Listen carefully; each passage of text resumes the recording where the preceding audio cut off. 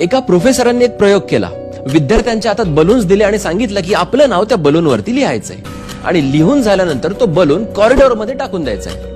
आणि त्यानंतर या सगळ्या विद्यार्थ्यांना 1 मिनिट दिला गेला आणि सांगितलं की या पुढच्या 1 मिनिटात तुम्हाला तुमच्या नावाचा बलून शोधून आणायचा आहे.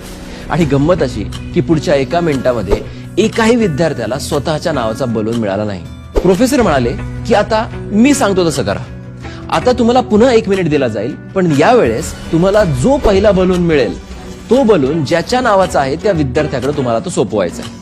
आणि आश्चर्य म्हणजे पुढच्या 1 मिनिटामध्ये प्रत्येकाच्या हातामध्ये स्वतःच्या नावाचा बलून होता. प्रोफेसर म्हणाले की हे बलून म्हणजे आपलं सुख आहे.